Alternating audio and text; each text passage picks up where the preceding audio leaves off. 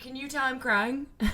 I was gonna say, Bunchies, that this episode already was gonna be spicy from the start because Molly texted me and she goes, "Go look at my story. This is my mood right now and how our episode's gonna be. Can you please share with the Bunchies what the clip was? Because right before you signed on, I was watching it. I've never laughed harder. It's just so perfect. It's perfect. It's perfect." Well, this is good. No, it's okay. This is good for you guys. Because listen, we're not all we don't all have great days, right? And it's good for us to see that. Even my bangs are terrible. That's okay. No, they you look guys great. Expect that from me.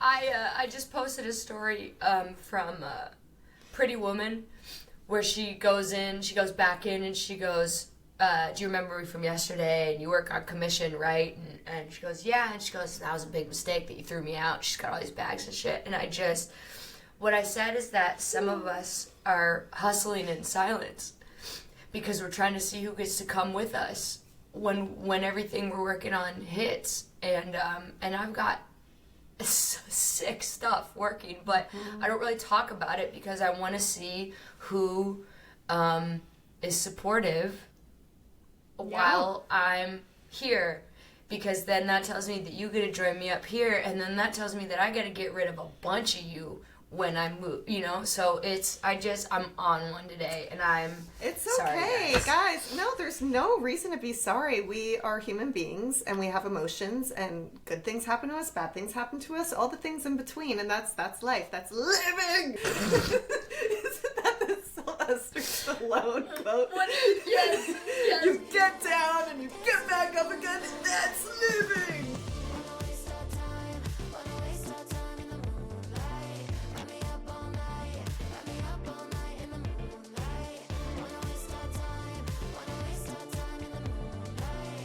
Welcome everybody to A Novel Bunch, your modern day book club. If you are new to the channel, please like, subscribe, comment, all that fun YouTube stuff. And if you're listening on a platform like iTunes or Audible and you are loving the vibes, please feel free to leave us a review. It really allows us to connect with our fellow book-loving community. Now today we are covering House of Flame and Shadow chapters 26 through 50. And you are loving the vibes.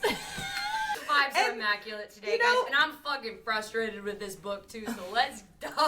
Let's get into it. Well, we bop off chapter 26 with the classic Sarah J. Maas beheading, and that was just the welcoming of, hey, keep on reading. She stays slicing heads off, like. And it was Nesta who did it to Vesperus, who was the Asteri. They were trying to get rid of this baby girl. And Bryce channels her magic through both the Starsword and Truth Teller, which is so cool to see her just getting this power and using it. And then Nesta, she finishes her off. And she does like a lot of things with that head. I was like, okay, I'm going to turn the page. Damn. And then we got to talk about the storyline with Sigrid. There are a lot of characters. Over it. In these next collection of chapters. Yeah, there's a lot. And I know you love your daddy, Ethan, but for me... Over it. Over all of it. Here's the thing, gang. Listen, I think all this stuff is so fun and otherworldly and stuff, but there's so fucking many storylines that I just wish we really got to double down on the ones that are meaningful. Now we've got a lost Fender heir, and she's a fucking mummy now, or some kind of like zombie situation. Yeah. Hypaxia had to sing for 8 hours, and then you fucking... Like, what is happening? A lot. What is happening? Chaos. We were just in Prythian. I want to go back. I know. I will say, for me, and maybe it's just because I love my ACOTAR gang so much, but I really wished we could have seen way more of them. And I'm sure it will come into play. I'm hoping. Right? Well, and I think I fucking it better, but I'm like, that's a perfect example. ACOTAR has your main crew, and then when somebody joins in, she spends time, and then you get the other High Lords, and you get some chapters about that, and it's fun, but it's about these main crew. There's just a lot happening, and it's interesting because I've heard a lot of people say, yeah, Crescent City was okay. There are a lot who are really obsessed with it. I will tell you, I feel like, for me personally, A Court of Mist and Fury and House of Earth and Blood were two of her best works. that first Crescent City book, Incredible. oh my gosh. 2 and 3, they're still great, but this one especially, I just was like, gosh, where are we now? What's happening? And If I hear maybe Ethan- I'm not an advanced reader, okay? Okay, No, we maybe. are. I am an advanced reader. I've been reading this shit since I was 10, okay? I am a professional. I've put in my 10,000 hours. But if Ethan says he played Sunball one more time, you know what it's giving? It's giving I could have gone pro. Stop it. We know. Oh my gosh. But listen, Ethan, he's consumed with guilt over Sigrid, and he's like, I'm going to return to Lunathian and figure something out. I'm like, okay. And I feel bad for him, right? I feel bad for him, but you can't be bummed about it. Like, I understand he brought Sigrid from the Mystic or whatever, and he brought her out, and then you killed her. But like, she was gonna kill you first, so you had to. And she was down to do it. She had no problem. She's getting ready to do it, and then I thought was boom. cool. In fact, I'm pissed that she's back. I wanted her to be like, yeah, I'm a bad bitch, and then she was too young, and she made a wrong move, and the older one got it, and like, tough. That's life. I know. Tough lesson.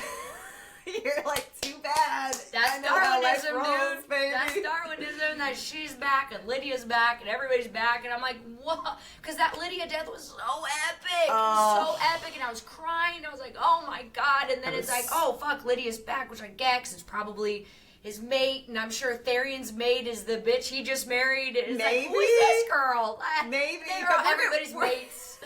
Sorry. Okay, you can continue. We're gonna get there. Let's kind of work our way into Lydia's non-death, because I was like, what is happening here? No. So Bryce ends up opening the portal back to what she hopes is Midgard, and she brings both Starsword and Truth Teller, and she shows up. Devastated for Azrael losing his favorite dagger. Dude. I need a side chapter of Azrael being consoled because Truth Teller is gone. I know. So mad for him. him.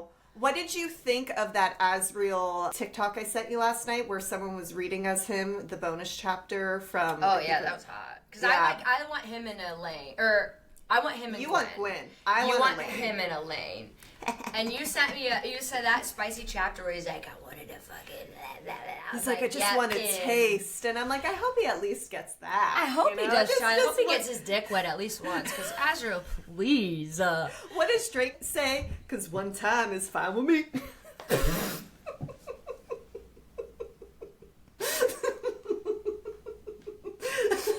For those of you that are just listening, I'm too shocked to speak.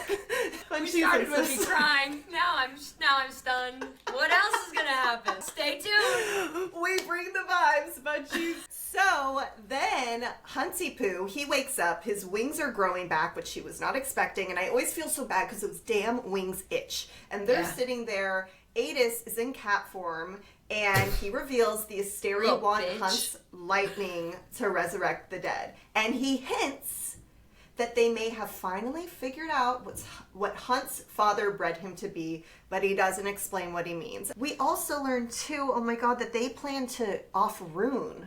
Yeah, that was. They're that was like, a bummer. we want someone who's gonna hurt Bryce and you the most, Hunt. I'm like, Well, Baxian's me? not gonna hurt him. No, I mean it's a bummer. He just gnawed off Ruhn's hand, but I know. we knew it was gonna be Ruhn. I know, of course. And then Bryce's return to Midgard goes horribly wrong when she lands directly in the Autumn King's study, where he's already waiting with chains, and immediately realizes she's been to the world he's been spending years researching. And I know we find out later she planned all this, which brilliant baddie, but like, I love he's so obsessed and he's been doing all this research, and she's like, bro, I just went because I'm powerful AF. You would die to go, and you haven't. So relax. But she plays along with him, and he does this like little question interrogation game. For every question you answer, Bryce, I'll answer one of yours. Which is usually what you do when you're flirting with somebody, not with your dad. But it's like this weird power dynamic, and we find out that she's been gone for 5 days, that Hunt and Ruhn are still alive, and she's just so elated. Cormac is dead, and Ophion She says she went to the Fae homeworld, so she's saying to Daddy too all the shit that she went through. Of course. Truth Teller and Starsword, and that's all a real thing. And she, by the way, she's got both of them, which obviously he knows because he steals them. But then at the same time, Ethan's like on some Captain Save-A-Ho shit, trying to go into the House of Flame and Shadow to try and fucking save Sigrid. I know. It's whiplash. We're being tugged and pulled in every direction. I don't know. And not in the way we want to be. I was joking with the girl on my flight, a flight attendant. She was such a sweetheart. They both are there, two little cutie butts. And I saw Onyx Storm on her seat, and I was like, and she was like, she's like, I love Fourth Wing. And I was like, buckle up, bitch, because this one's gonna hurt, obviously. And I was like, do you read ACOTAR? She's like, yes, and I've read Crescent City, but I haven't read Throne of Glass yet. And I was like, me neither, because there's no sections. She's like, I know. And so I was like, don't worry, we're going to cover it. And obviously I gave her our name. So if you're listening now, you're so wonderful. Thank you so much. I had so much fun talking with you. But it's the same, like, where...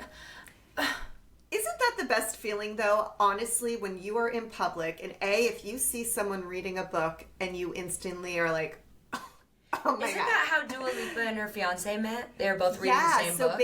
That's the dream. Supposedly, that's the dream. They were on a bench. They were both reading the same book. They both had just finished chapter 1. And when they closed it, he asked her, what are you reading? She said the name of the book. He goes, me too. I just finished chapter 1. And she goes, me too. And he's like, oh, so we're both on the same page. In theory, this is amazing. Yeah, but I'm sorry. Both of them are certified 10s. You're telling me that Dua Lipa and that hot actor guy were just sitting on a bench? Maybe. Okay. It's showbiz, baby. Then, by the way, back to Ethan. He seeks out Jessica, hoping a necromancer can help him undo Sigrid's death. So we've got that storyline happening here. I like this storyline, though, because we're learning about Jessica, who I got close to in the first book, right? Yes. Like, we're learning all this crazy shit about her. I like Ethan working with her. Jessica and Ethan pairing, even non-romantically, is so interesting to me. I agree. And especially after, what was it, the epilogue, like 2 books ago, maybe it was the first one where she was on the bench with Adis. And they were talking about, wasn't it Hunt's dad? His parents would be proud or something. And I'm like, we still need more. And then Ethan asks Jessica, obviously, to help resurrect Sigrid, and Bryce learns that the Autumn King has spent years studying the Starsword and Truth Teller and the weakening Fae bloodlines, leading to the shocking realization that the Asteri are draining the Fae's power and that Starborn light may be the key to killing them. Which she confirms for him. He's been studying that, but she goes, by the way, all that's true. Yep. And so I just think the irony of him studying this for so long and being so awful to her, and she's like, I got all the answers, baby. Like, be nice. In like 5 days. Yeah. And then Agent Daybright, aka the Hinds, baddie moment, dude. New baby. When I got into this chapter, I'm like, oh, we are going there. And Ruhn, Hunt, Baxian, they're about to be executed, right? I'm freaking out, you're freaking out, we're all freaking out. And I'm like, me no likey. And then quickly, it becomes an escape mission when Lidia turns on the Asteri and she shoots the hawk point blank. And reveals... Yeah, like, I was like, oh, we're doing this. And I knew... And you're like, oh, fuck! I knew she was going to have a plan, but we were just waiting. And she reveals where her true loyalties are with Ruhn. I was listening to that part too, and I think she does that. And I think Hunt goes, what the fuck? And he read that, voice actor read it so perfectly. Well, you gotta realize they all were used to Lidia in this Hind way. Yeah, forever. And then also too, we learn that the Hind is a specific type of deer. And I never realized that. So in the past, when I was joking about the Hind and the hammer, well, your girl didn't know, gang. She didn't know. But Lidia... I still like the Hind and the hammer. We have got this crazy chase scene, though. It is so epic. Baxian and Hunt, they're flying with Ruhn. So first, they have this chase scene. And wait, in the car, it was so epic because then Ruhn hops on the phone with Flynn. Was it Flynn or Declan? I can't remember. Flynn? And I think it was Declan, because Declan's manning all the computer stuff, right? Oh, yeah. I think it was Declan. Either way. But I think it was Declan, but either way. And he goes, hey, man. And then Ruhn starts crying. And he goes, and it sounds like Declan's gonna cry. He's like, it's just so good to hear your voice. I like, know, oh, my God. I Loud, like, oh, the bromance. He's like, okay, put the Hind back on the phone. So Meanwhile, Ruhn, he's like near death at this point. For his life. Yeah, like, he's truly. And the Hind, she's got this crazy chase scene, and she gets them through the car, through the gates, and they just keep going through all these guards. And he's just staring at her. I'm just picturing him like this with one hand, just like fucking like, oh, this is so hot. And he's just like slow-mo, like she's like driving fucking. Totally. And he can't hide what's on his face because he's near death. And like, you know, when you're that sick, you're not... You only have a certain amount of energy when you're about to leave this planet, and it's not going to be to cover your true feelings about someone. And Lidia also, she said for the plan, she's like, we're going to have to go airborne. And Hunt... No, just keep going. And Hunt and Baxian had to pick up little Ruhn baby and fly with him, and it was giving... When Azrael held Lucian, aka Daybright, as a little baby, and I literally couldn't stop thinking of that. I go, oh my God, this is perfect. And I'm just... Oh my God, come on, buddy, here he goes, shoo. Remember that old photo years ago, last year, we showed up that with Danny McBride and Azrael was carrying him.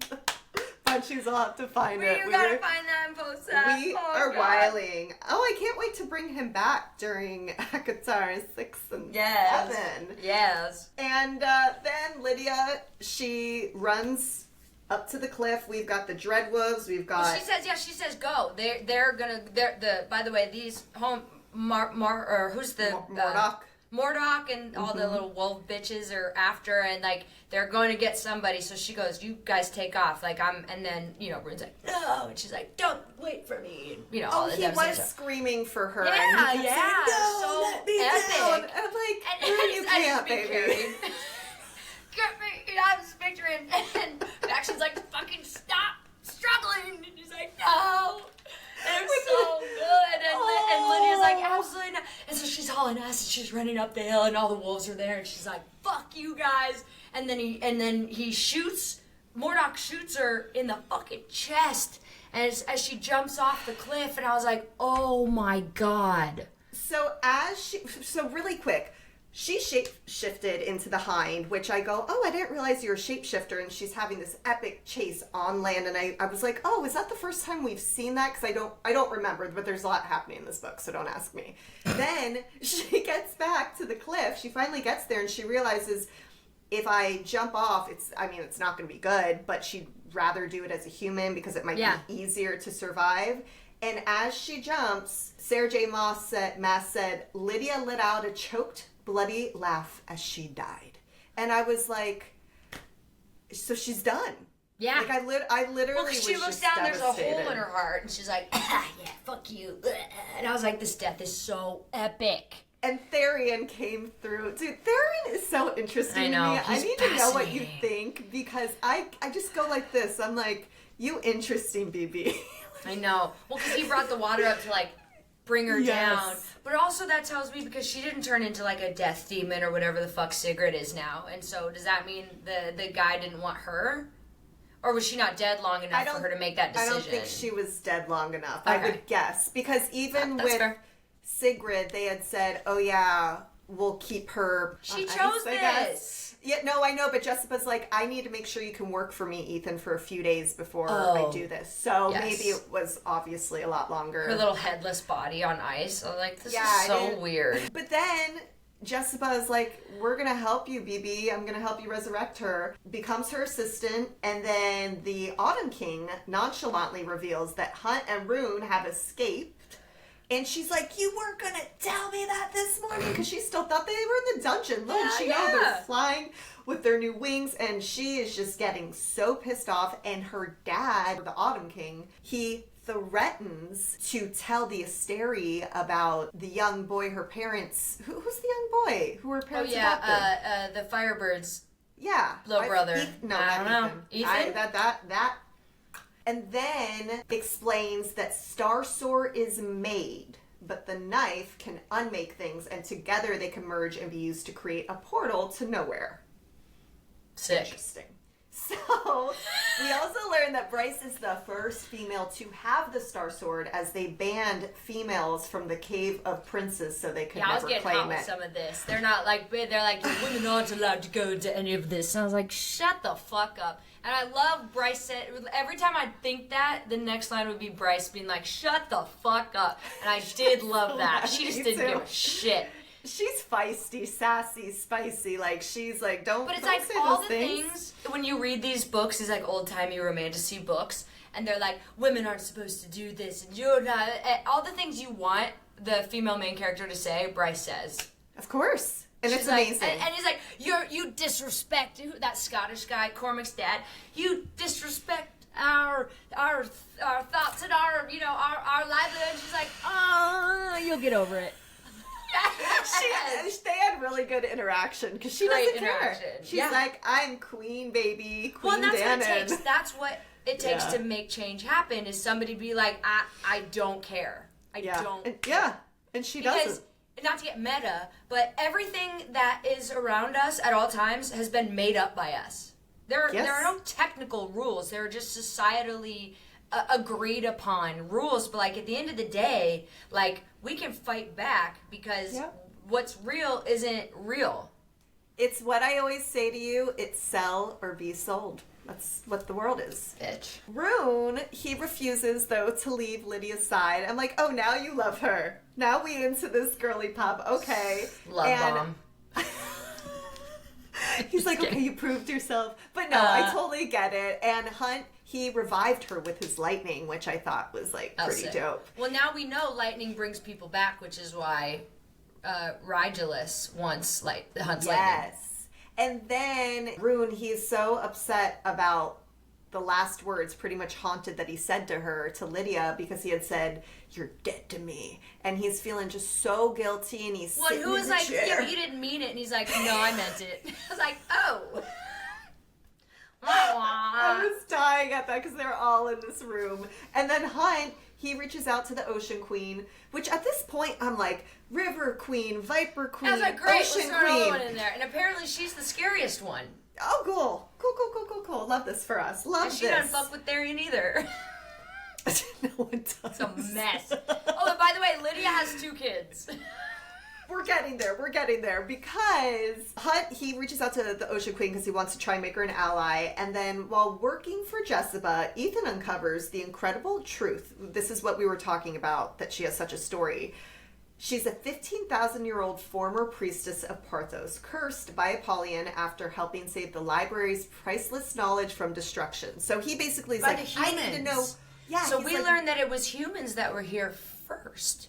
They made this beautiful world, as beautiful as humans can, because, you know, with the good, with the bad, but they had this very established world. And then the Asteri people came and fucked everything up. And he kept saying, I need to know what you guys fought so hard for that was so priceless, and it was knowledge, which was so cool. And I find it very interesting that his punishment to her was to have a youthful face for as long as essentially she... Oh, no. No, don't punish me with that. No. And Ethan's like, well, do you ever want to change back? And she's like, eventually. No.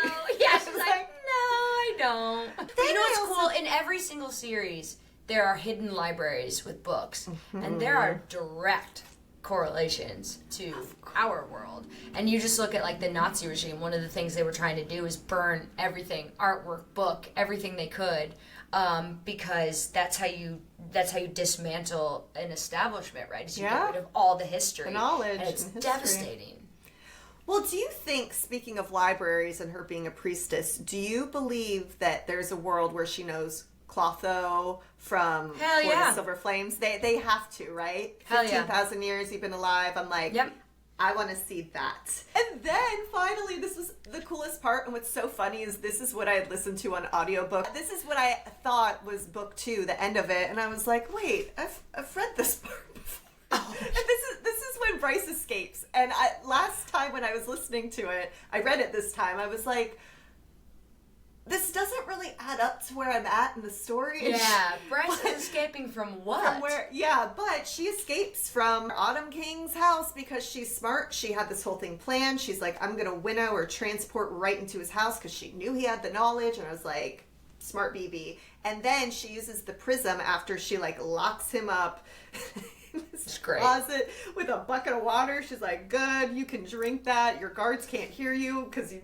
shut down everything with the technology. So he was so mad, but yeah, she did it. And I'll kill you. Like, okay. And then she uses that prism that he had, though, and she puts her magic into it, and she transports herself back to her home, who is Hunt. And I was like, okay. Then, hello, Lidia has kids. This is where we learn about the children. And I also had listened to this part too in the past. I was like, oh, Bunchies, you might have remembered there was a big secret. I was like, oh, she's a mom. Yeah, she's a that mom. was a secret. That was a secret. Well, also, when you were listening and she's like ripped her stuff out, she just woke up. She's like hauling ass somewhere. I was like, bitch, where are you going? Because she finds out that she's on this vessel, and she knows that there's a school there, and we learn about them, and we meet that they were raised by their two dads, and they do not fuck with Lidia, and they all that day learned that she was the Hind.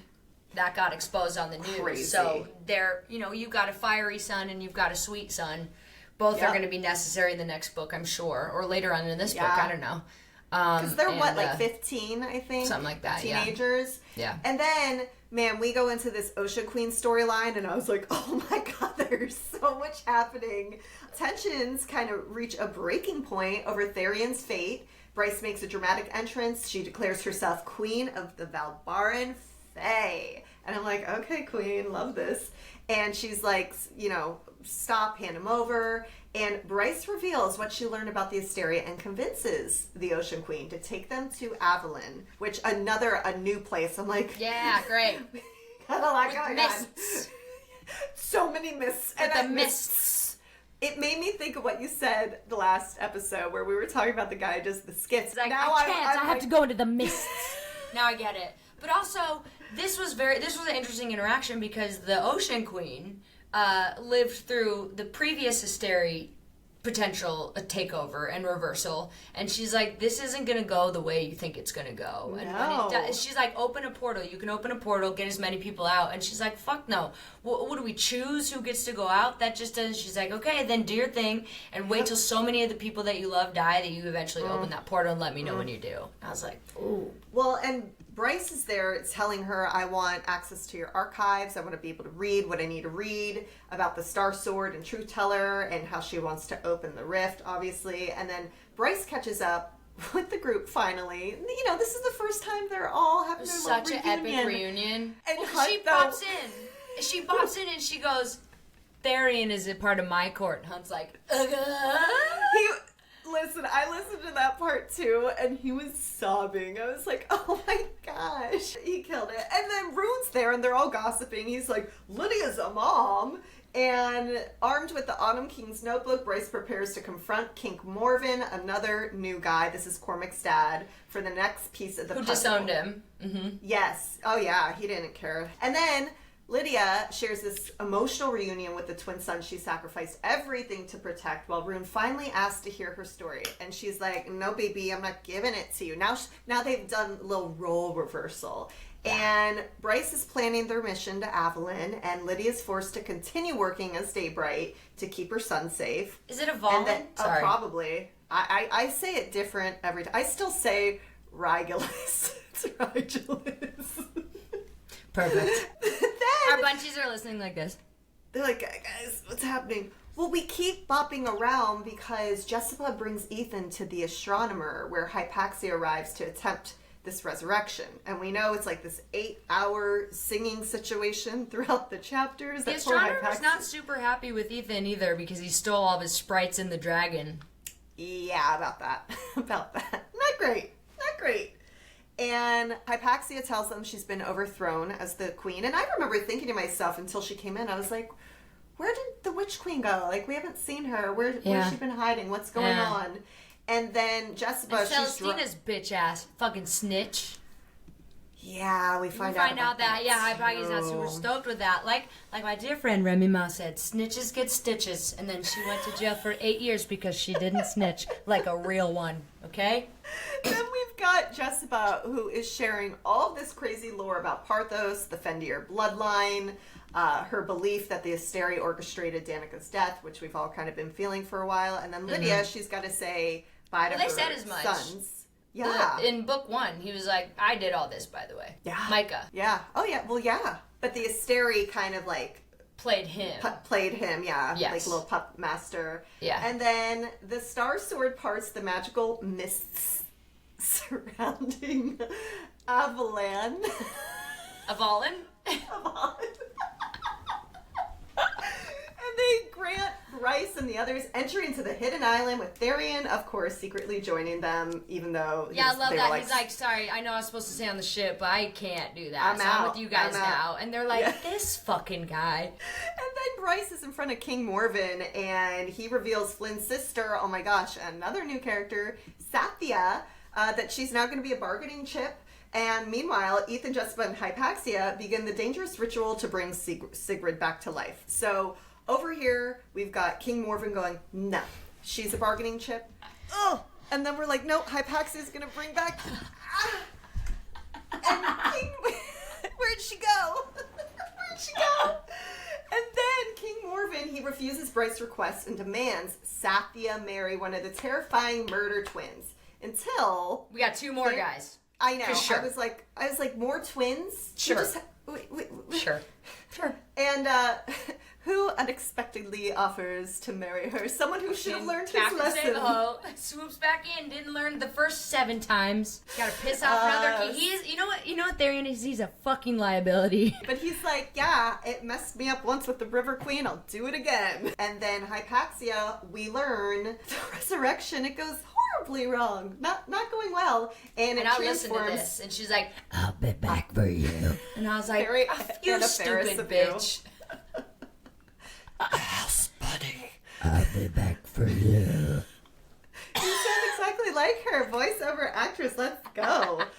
But yeah, it turns out that Sigrid is now a Reaper, and Terrifying has these crazy green eyes. But she chose it, and that's what pisses me off about Sigrid, is because Ethan tried to save her. She was like, put me back. She chose to be with the dead and be a Reaper. Because she said, you had the option to come with us. And she goes, no, I'm gonna be with a Reaper. And it's like, all right, bitch, then go fucking be a death. Yeah, do your thing. But then Ethan, who can't just let it go, is like, there might be something else we can do to save her. It's just like, maybe she understands after a couple days as a Reaper she doesn't like that life. Bitch, let her go. He can't. Because they're mates? Are they mates? Oh, maybe they are. Maybe he wants something. No. Then, despite Flynn's warnings, Therian marries Sathya, and Hypaxia reveals Sophie Renas's body may be the key to reverse what happened. Well, yeah, apparently a fucking Thunderbird can make her not a Reaper anymore. So let's focus on that. Do we know what happened to Sophie's body? It's dead and bloated, they said, and it's been a long while since she died. It's not gonna be fun to look at. So of course Ethan's like, yes, let's go. See, I glossed over that because I was like, that's fair. I don't love this. And while searching Avalon's archives, Avalon's archives. Remember they were like British, like Avalon. They wouldn't say Avalon. I say Celestina. Avalon. That's all from you, by the way. Right. It's all like this. So grand and beautiful. And way too much. There's too much going on. Is it Sigrid? Is it Sathya? Sigrid. I actually am not sure about that one. Let's say it's Sigrid. For the viewers who are listening, we are floating our hands through the air. Yes, that part. Okay, we've got this. The end of chapter 50, of course, my Adobe Flash player's trying to uninstall. No, we don't want that. We don't want that. That's okay. I'll take it. Then you keep your chaotic energy over there, please, and thank you. The group discovers... For the viewers listening, Molly's doing a dance while Alyssa tries her hardest to get through the last chapter. The group discovers ancient maps showing mysterious islands that vanish after the first wars, hinting that the Avalon. Great, we got more land. Sure. Got a bunch of fucking islands that we didn't know about that were here, and now they're not.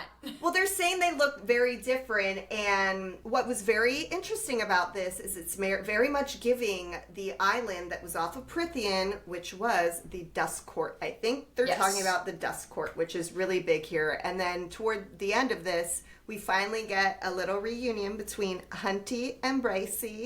And just a quick little hate sex because they were beefing right in the beginning. They've been fighting. I'm like, guys, maybe you should be together. That's what trauma does that. You're like, no, that's good. No, this is okay. If they were just like in love, that'd be annoying because with these both of these people are going through is fucking horrifying. And so when you are hurting, you hurt the person that you love the most. And so I like that they're holding space for each other and then they fuck. Y'all didn't say that for Tamlin. Anyways, Bunchy, that's the end of the episode. We ended it with a bang. We ended it with a bang. You know it. Bunchies, we're having so much fun. Obviously, we know there's a ton happening in these chapters, but... I'm sorry I cried.